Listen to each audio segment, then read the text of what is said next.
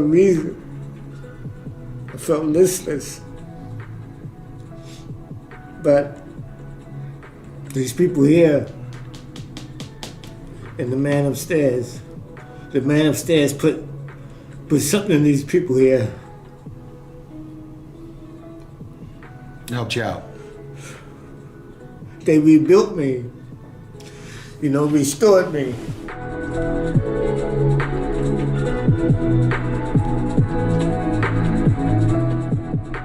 This program is not for those who need it. It's for those who want it. You got to want this. It don't come by happenstance. It's not osmosis. You got to put work in. If you want to stay clean, at the same amount of work that I use to go and find a drug is the same amount of work you got to put in to stay in your recovery, if not more. Right. Because in this addiction, your best is not good enough. There's just so many things that they offered me. They took care of me like a baby, and now I stand on my own 2 feet.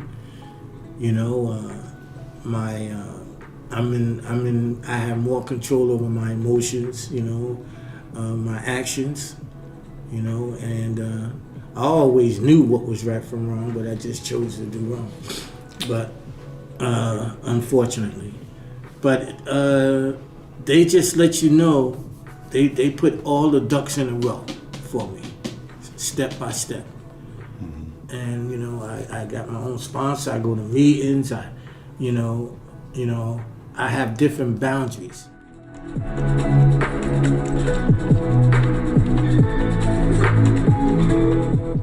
In the Marines, a few good men, and I just served my time, and did the best that I could.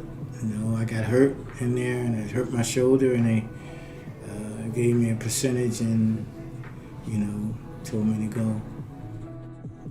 Was discouraged because I couldn't spend the time in the Marine Corps that I wanted to. I wanted to be in there for a career, and I didn't spend the time that I wanted to, and I was frustrated. Yeah, it seemed like nothing was going to go right. So I went left, and I continued to go left, and until it became a habit. They said that I was a chronic relapser, which I was. So everything I touch just turned to garbage. And I've been in many rehabs. I moved to New York so I can get closer to the drug. The cycle just got worse and worse. It was like a whirlpool. I go down and down and down and down. And I go to the rehabs and get clean and save money and come back out and do the same thing. I went to my psychiatrist. He says to me, Mr. Roberts, he said, I'm looking at your record here. What causes you to relapse so much? I said, I don't know. He looked at me, he said, Mr. Roberts, he said, until you find out what's causing you to relapse, you're going to continue to relapse.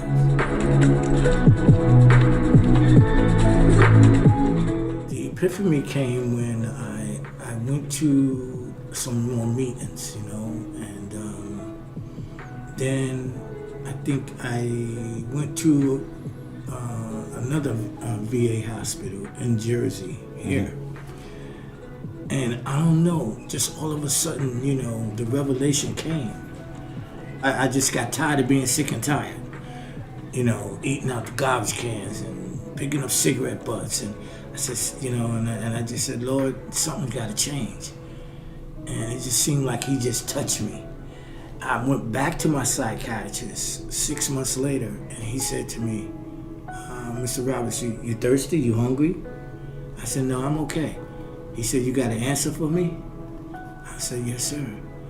He said, what's the answer? I said, I got a thinking disorder. He said, that's right. He said, now you need to work on it. So I went to another program in East Orange, New Jersey. And he said, Sam, would you like to go to Vet Haven, North? And I said, sure, I'll do whatever I need to do to get clean and sober. And this is where the dream came true. I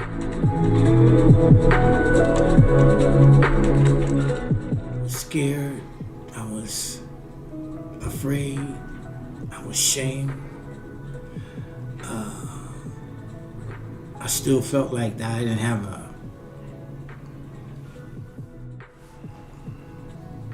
I've been here for a year. You know, I was on a TES program, which is something like CWT. And I kept going and they kept there with me, my case managers, Therese, you know, Dave, Corinne, the superintendent, the vice superintendent, all the employees. They just stayed on me. You can do it. And now, today, you know, I got a year clean. I got a full-time position. I got a car.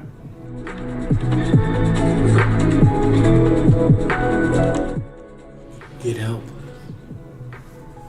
See, that's the one thing that a lot of the veterans won't do. They won't ask for help because the way that we were built, as far as going into the military, the boot camp, you know, they used to tell us men don't cry. That's not true. You got to surrender. You got to get help. That you got to ask for help. And it's hard for any military men to ask for help because, you know, that's false pride. You got, you know, you walk with your chest out and yeah, but listen, that's not the fight. That's not the fight. You know, the fight is up here. And I found myself in my own way. You gotta surrender. You know, you just gotta give up.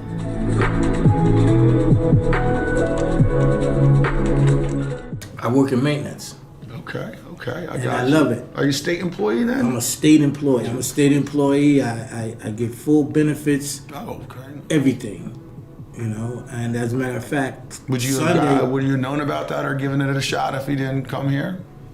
No, because I never thought in my wildest imagination that they would hire a 67-year-old person, man.